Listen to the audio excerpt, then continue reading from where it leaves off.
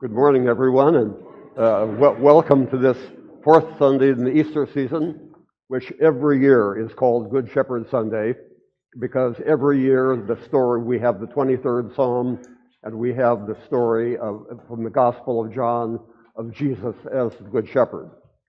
So I'd like to talk about my experience with shepherds, but a little later. But first of all, has anybody here ever been a shepherd?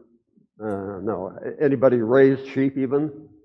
Okay, well then, so what I say probably, nobody can contradict me because nobody's been there, but I'll get back to that.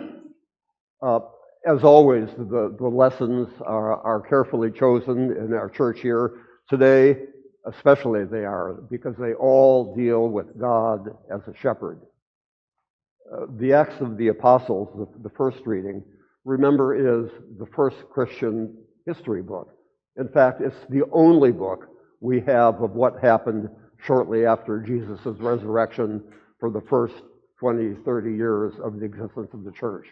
There's nothing in secular literature anywhere that talks about that.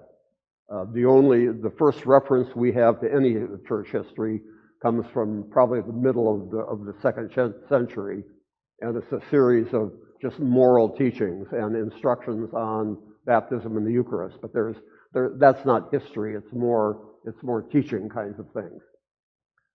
So here we have, and I don't want to spend too much time on this because I want to talk about my shepherd story. But Tabitha, otherwise known as Dorcas, could have been a member of this congregation. I mean, she apparently was one of the women who was the key to that small Christian community there right outside Jerusalem.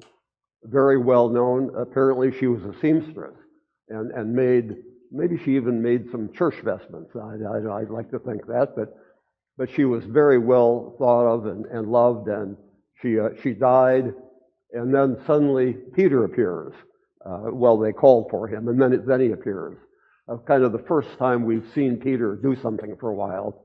Remember, he was still recovering from denying Jesus and then receiving the Spirit to get the tremendous power that he had to go and preach the gospel. So Peter comes in and raises Tabitha from the dead.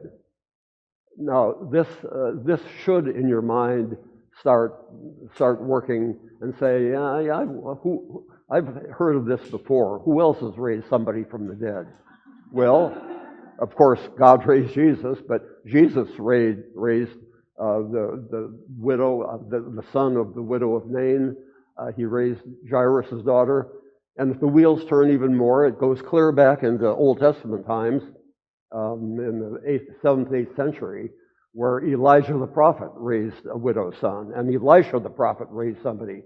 So this, in ancient times, raising the dead was, I think, looked upon a little bit differently. It was, of course, very pre-scientific times, and nobody knows for sure what happened, but these are the stories of God's work that come to us. So in the case this morning, the early church rejoiced in Peter's miracle that Doris was raised. Of course, all these people who were raised ultimately died again, and that's where the story of the Good Shepherd comes in. Let me just say a quick word about the book of Revelation, because I think that's one of the jobs of the preacher, to be kind of like a rabbi, a teacher. As most of you know, the book of Revelation is a strange book. I mean, it sounds kind of crazy in places. But as most of you know, I think, it's really a kind of a Christian code book, written in times of the early persecutions, when Christians were afraid to be seen, or afraid to talk about Jesus in public because of the Roman persecutions that broke out very early on in the game in the first century. So this man named John, and this, we don't know which John, there are 3 or 4 Johns mentioned in the Bible, but this guy was totally different than John the disciple that Jesus loved. And he was exiled for some reason on this island, and he had this vision, and it was all a code to the Christian church to stand fast in the face of persecution. Don't give up. because God is going to triumph. God is with you. And it's a poetry. And to tell you the truth, I can hardly read this lesson that we had today without getting kind of teary because of the beautiful imagery of the heavenly court with all the saints, all of us one day, sitting around the throne of God, praising God, and the people in the white robes being the early martyrs that gave up their life, who had their red blood washed white in the blood of the Lamb. And God will wipe away all tears from eyes. And this is a reading, as some of you may know, which is quite often read in our burial service because it's so appropriate that the death we know is not the end. Just as an aside, my wife has just finished reading a book called After, written by a physician who has made a case study of people who have been declared medically dead and have come back to life. You've probably all heard of this happening, and nobody knows exactly what's going on. But this book is about what they claim they have seen when they come back to life, and it's most of the what they see is wonderful. They have seen loved ones. They see good things. A few had negative visions, but almost all of them were positive. And so, it makes me stop and think of there really is more than we can grasp oftentimes, and that may not happen to us, and it doesn't happen to very many people. This business of coming back to life somehow, but it seems to be part of God's plan for us.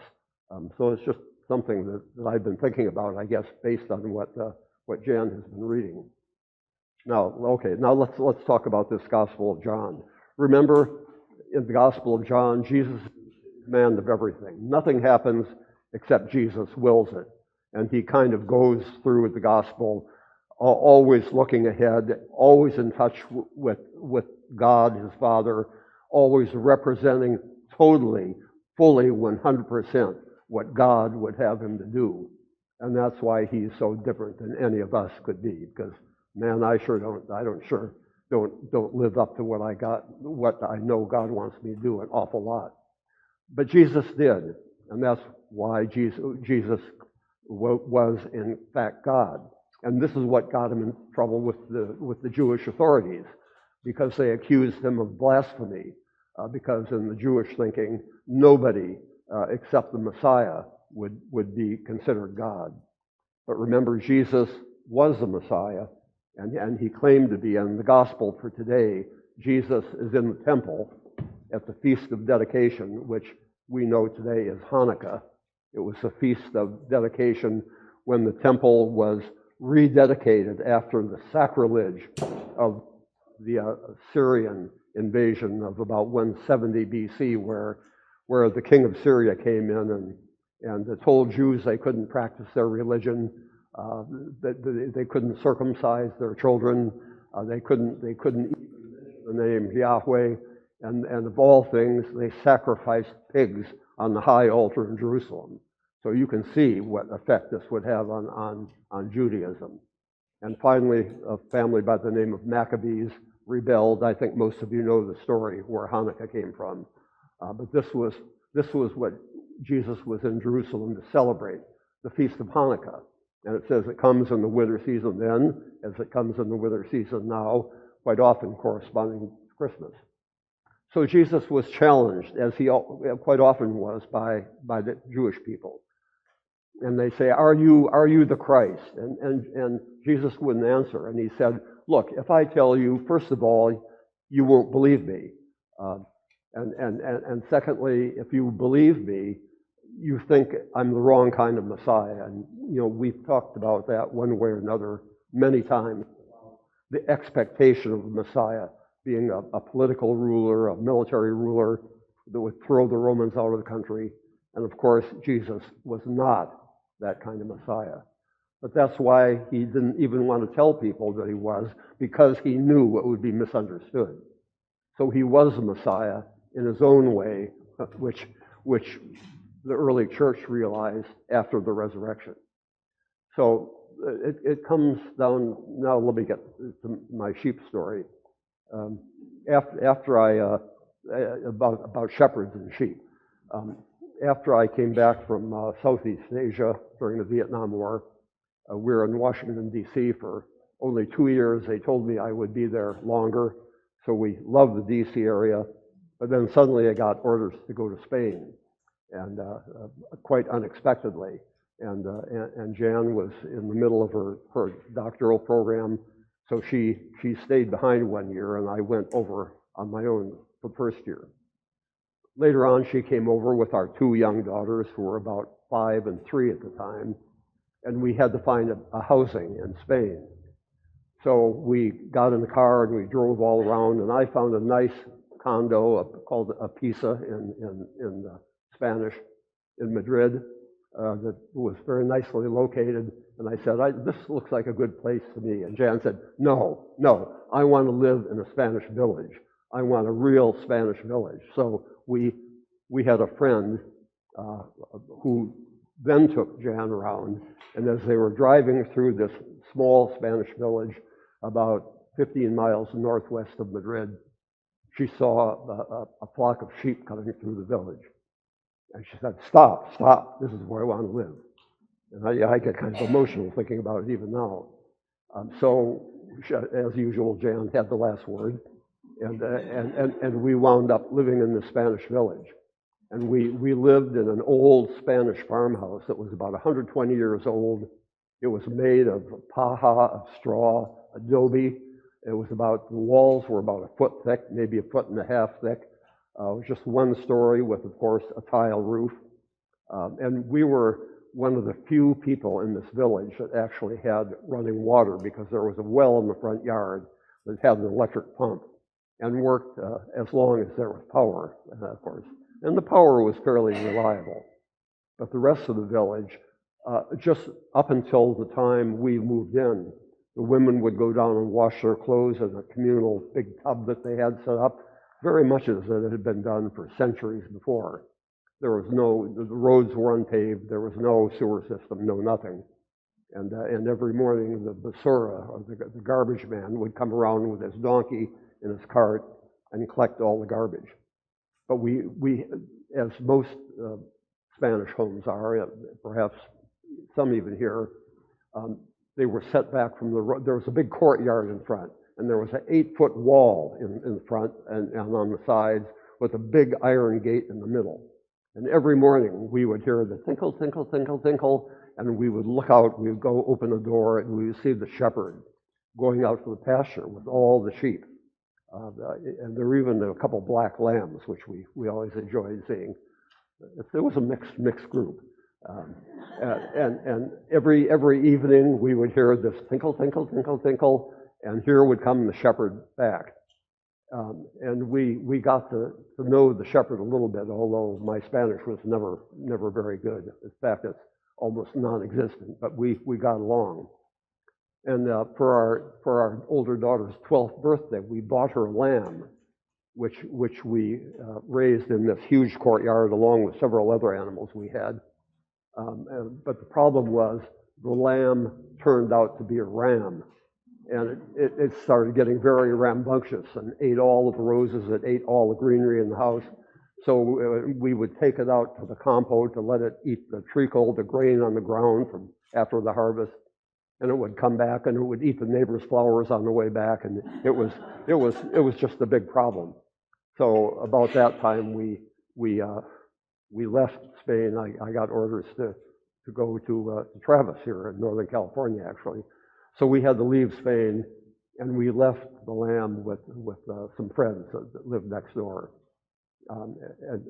Later, we found out that the lamb had been eaten, but that's another story. But all this leads up to my.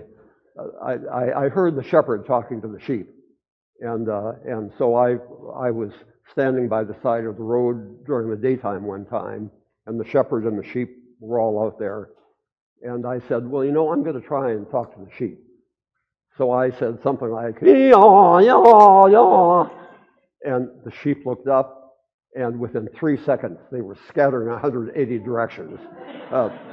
And so at that moment, I became firmly convinced that the sheep knew the shepherd's voice, and I was not the shepherd. It was a very humbling experience because I've always liked animals, but that obviously was an event in my life that I will never forget. So when the Gospel of John talks in particular about shepherds and sheep, it's all true. The sheep do know the shepherd's voice, and they will usually only respond to the shepherd. So now, just the closer in this is, if are we sheep, or how we think we're part of Jesus's fold, but how do we hear Jesus's voice when he calls? How does that come to us? Some of the men of the parish, we talked about this at last Friday morning's breakfast. How do we know when Jesus is calling, or what does it sound like? Well, the answer, as you might guess, is different for every single one of us. Some people hear a call through service, like, to go back to Dorcas, the seamstress that Peter raised. Some people hear the call in a kind of a mystical way, some kind of intuition. Some people hear Jesus talking to them through what they read, or some people through what they hear. Some people who are more visually oriented through what they see. But the point is that God is constantly calling every single one of us, each in his own way. And we need to stay perceptive. The whole New Testament, of course, is couched in the cultural norms of the first century. If we were to translate that into today's language, who knows what it would look like in this digital age that is here and coming even more so. What does God's call look like, or sound like, or feel like in today's world? And I think a lot of it involves action. And to me, anyway, God's voice comes through love. The previous presiding Bishop Curry, whose book I think many of you read, talked a lot about love. And if anything is the absolute defining mark of the Christian church, it's love. And that's why I'm very encouraged, as perhaps some of you are, about the new Pope, Leo XIV, who consciously took the name Leo after the model of Leo XIII, who lived in the late 1800s, who was the first pope to start what we now call the social gospel, to put into practice Jesus' concern for the poor, the down and out, the desperate people who are looking for meaning. And as you know, that Leo XIV was a bishop down in Peru before, along with several other jobs that the Vatican gave him. But he has a keen sense, I read, of how to reach people who are trying to discern God's call in their own life as the shepherd. So I guess I just leave you this morning with this question that kind of haunts me from time to time. How do you hear God in your life? What does God sound like?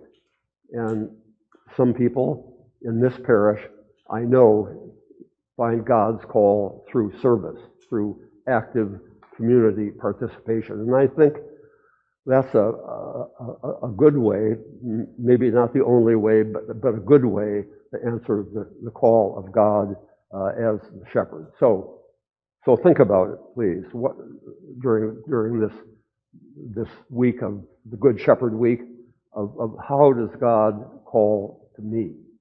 what does it sound like? What does it feel like? And what does it call me to do? Because God, in fact, is the Good Shepherd who, in the image of Revelation, will wipe away all tears from our eyes in the great last day. Amen.